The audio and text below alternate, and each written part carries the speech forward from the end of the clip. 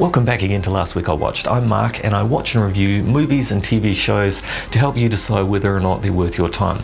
So this week I want to talk about Doctor Strange in the Multiverse of Madness, Spiderhead, Man vs. Bee, Peacemaker, Mission Impossible Fallout, and Heist. So let's talk about them.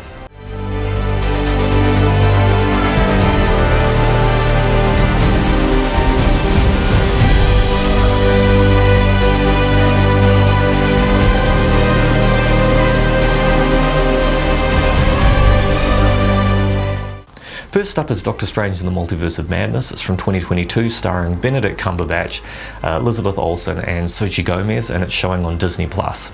So, Doctor Strange, played by Cumberbatch, becomes entangled in protecting a fugitive from the multiverse called America Chavez, played by Xochitl Gomez, who has the power to cross between universes and is being pursued by a dangerous adversary.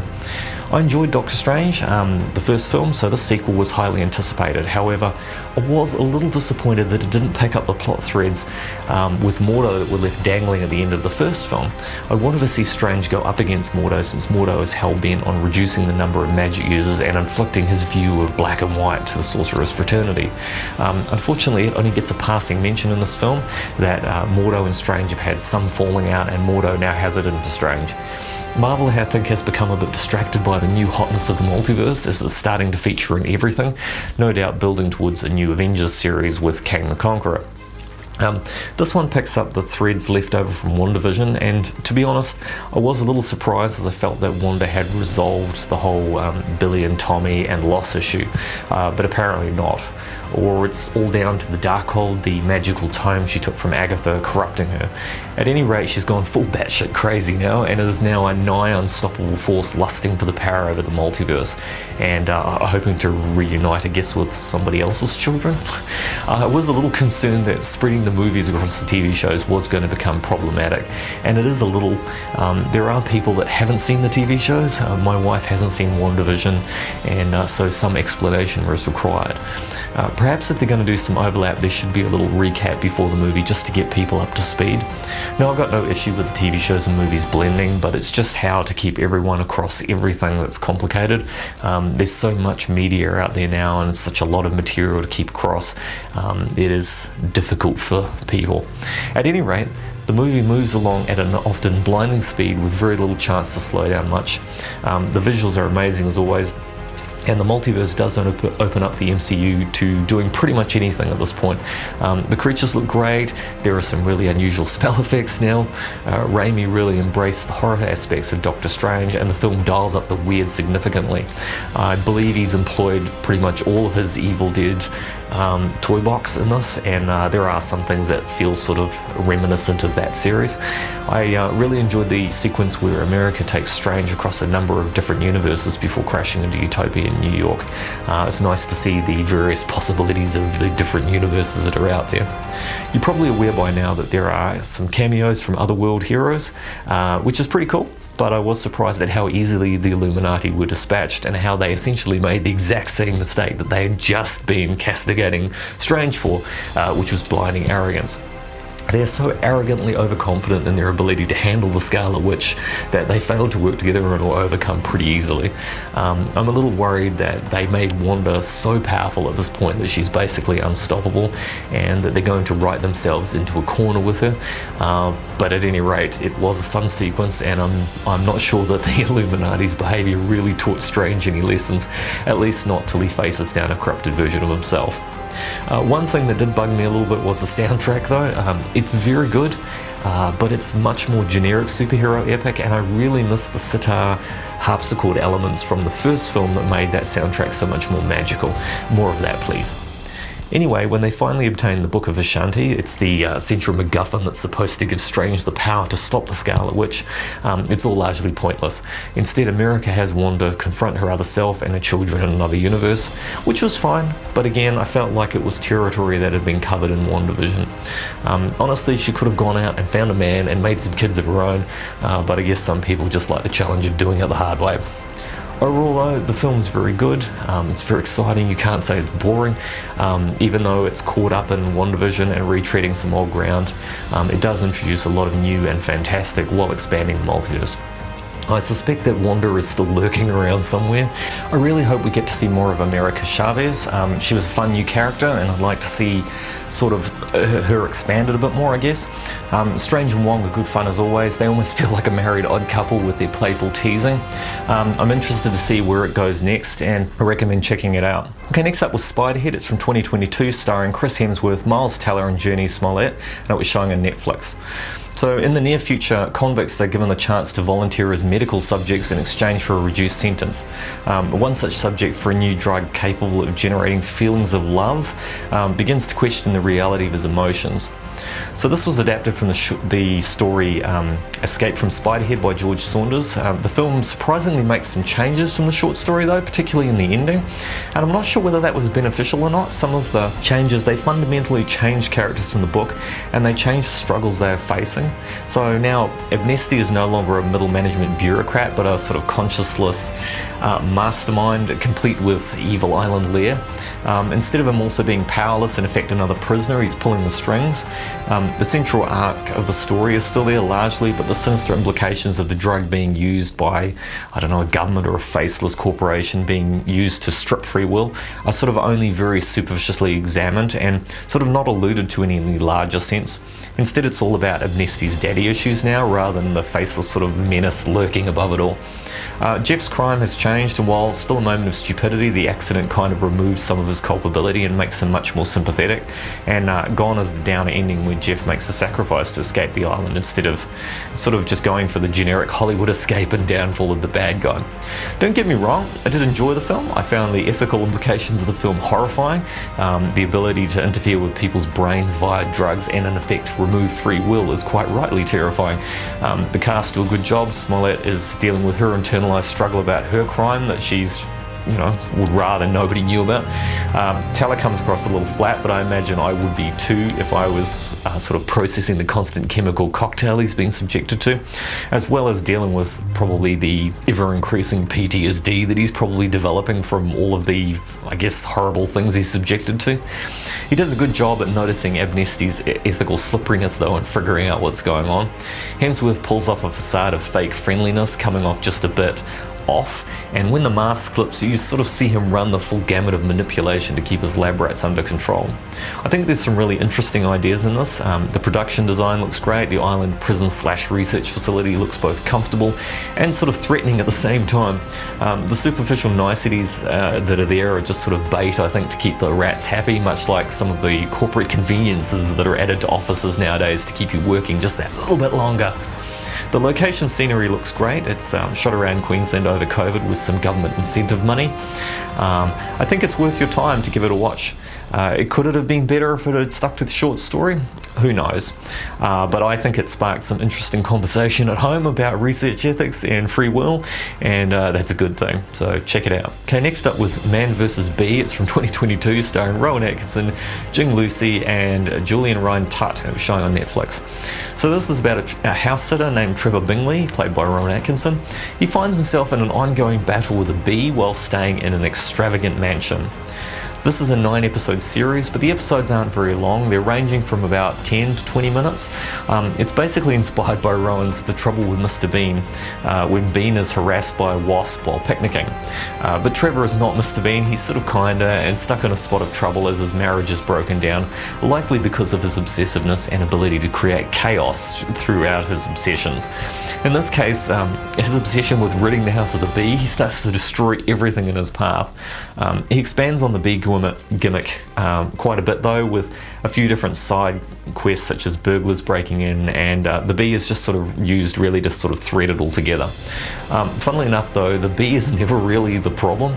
All the chaos and trouble is created by Trevor largely trying to remove the bee, and I think he'd have probably just been better off if he just let it be. There's an interesting twist at the end that is used to extricate himself from the trouble he's caused, but even so he doesn't really learn his lesson.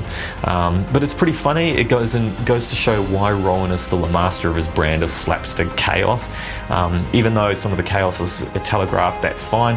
You're still left with a suspense of will they, won't they, and sometimes the obvious thing doesn't necessarily happen. Overall, it's 9 episodes of fluffy comedy to enjoy with the kids. It's not too serious or complicated, and that's fine, honestly. I had fun with it on a cold, wet day. It cheered me up for a while. maybe it'll help you out too. Check it out. Next up is Peacemaker. It's from 2022, starring John Cena, Freddie Stromer and Danielle Brooks. It's showing on Apple. So this picks up directly from, I guess, where the Suicide Squad sequel film left off. Peacemaker has inexplicably survived his encounter with Bloodsport after being shot and having a building dropped on him, only to discover his freedom comes at a price.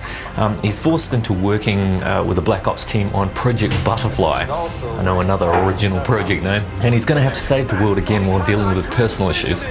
After the greatly improved James Gunn Suicide Squad film, he returns with one of the standout characters from the film, Peacemaker, played by John Cena. He's an anti-hero who's convinced that it's his mission to kill as many men, women and children as required to ensure peace. He thinks he's a great guy and that he's a hero and he's doing a noble thing, but the events of Suicide Squad with Rick Flag are going to start him on a journey to reevaluate himself. And on his mission to stop the butterflies, he's assisted by Waller's team, who she's assigned presumably out of malice and revenge for crossing her during the Project Starfish fiasco. Peacemaker's got his own sidekick now, a vigilante played by Stromer, whether he wants him or not, and Eagly, his pet bald eagle. And of course his racist white supremacist father Augie is introduced, played by Robert Patrick, and he helps to flesh out some of Peacemaker's backstory while being a formidable villain in his own right. The 8-part series is a ton of fun. It doesn't take itself too seriously, even though it occasionally touches on serious subject matter. It's quite humorous but never veers into parody. Everyone has a bit of an arc as Peacemaker confronts who he is and starts to realise that he might not be the great hero he thinks he is, and the team start to come together as a family of sorts. The only one who doesn't really change is Augie, who remains a despicable, vile human being. He's a real piece of work, but it makes a strong statement about Chris, who's still looking for validation and worth from his father, even though he's repulsive and pretty awful to him. The cast are all great, and who knew Cena had a surprising amount of range. He gradually starts to change Chris, hopefully for the better by the end. There's a good amount of action, there's an awesome hair metal soundtrack, and some really good special effects. The Justice League cameo at the end is also a really nice Easter egg too. If you enjoyed the second Suicide Squad film, you should really check out Peacemaker. I think you're going to have a good time with it. Okay, next up is Mission Impossible Fallout. It's from 2018, starring Tom Cruise, Henry Cavill, Rebecca Ferguson, showing on Apple. So 2 years after Ethan Hunt and his IMF team successfully captured Solomon Lane, the remnants of the Syndicate have reformed into another organisation called the Apostles. Under the leadership of a mysterious fundamentalist known as John Lark, they plan to acquire 3 plutonium cores. When Hunt and his team are sent to Berlin to intercept them, the mission fails, and now Ethan and his team must find the cores before it's too late and global apocalypse starts. Like a well-oiled machine, Cruise's Mission Impossible franchise pops up periodically with more spy shenanigans and death-defying stunts. And all credit to him, he does some pretty amazing stuff. There's some stunning sequences in this film, including a high-altitude, low-orbit halo jump into Paris and a stunning helicopter chase. The film's very good though. It's well worth watching, like all the Mission Impossible films, well except maybe Mission Impossible 3, which is still my least favourite. But after rewatching the original TV show and even Mission Impossible 88, the main thing that strikes me is that Cruise in the Phelps role of team lead often seems to predominantly do everything himself, whereas Phelps was much more of a leader who delegates team members. I do wonder if Cruise will slip into a less active role as he gets older. I mean, he did just turn 60. He can't keep hurling himself out of planes forever. And I'd be happy to see him share the screen with the rest of the team. It's an ensemble film, and it frequently becomes the Ethan Hunt show, with the rest of the IMF team relegated to occasional support. The trick with any good ensemble film is giving everyone an equal moment to shine, some part of the mission that only they could contribute. And while there are some nice moments in this, such as Benji running a mask caper or Luther defusing the bombs, everything often hinges on Hunt as usual. And the film has a great cast, so it seems a shame to not use them more equally. Anyway, that's just a thought. Overall, it's very good, lots of action, some double crossing and life-threatening stakes as usual. The film holds a rating of 97% on Rotten Tomatoes. It's definitely worth a rewatch, as the new Mission Impossible Dead Reckoning, parts 1 and 2, is being released soon, and it's been a long stretch due to COVID, so I reckon it's about time for a new one. Anyway, check it out. Okay, finally today is Heist. It's from 2001, starring Gene Hackman, Danny DeVito, Delroy Lindo, Sam Rockwell, showing on Netflix. So Joe Moore, played by Hackman, loves being a thief, but when a job goes wrong and he gets caught on a security camera, his friend Bergman, played by Danny DeVito, reneges on paying him his money and forces him and his crew into another job, despite him strongly wanting to get out of it and move on. Even though the film's called Heist, there's actually more than one heist that happens, so bonus heist. The ensemble cast is used well, with everyone having their part to play. Once the inevitable double crossing starts, the cat and mouse game with Moore and Bergman really kicks up. Hackman is always great near anything, and it's great to see DeVito doing a crime film, something I hadn't seen him do before. Sam Rockwell is excellent as always. He's very good as Bergman's slimy lieutenant Jimmy Silk, and you know he's up to no good and can't be trusted. You just keep waiting for him to make his move. And also their little ratty weasel mustache he's got as well. He just exudes sliminess. It's a very good crime thriller. There's a number of twists and turns. The airport heist bears more than a passing resemblance to the Lufthansa heist, and it's very cleverly planned and executed. Even when things don't go to plan, it twists and turns again, and it's sort of eventually revealing that Moore has had contingencies covered pretty well the whole time. It's a very clever film, and I like smart in my movies. It's fun to try to unravel what's going on and see if you can spot it before it gets revealed. Overall, I would suggest give it a watch. If you're looking for a smart crime thriller, you really can't go wrong with this crew. Okay, so those are my reviews for this week. I hope as usual you find those interesting and helpful to you, and I hope that you will click on the like and subscribe button so that I can share more reviews with you. Feel free to leave any comments or suggestions below also, and somewhere on screen is my Twitter link. You can follow along with me as I watch things and tweet about them, and if you want to tweet at me or with me, feel free. As always, take care out there, enjoy some movies and TV, and I'll see you next week for some more reviews. Thanks for watching. Bye now.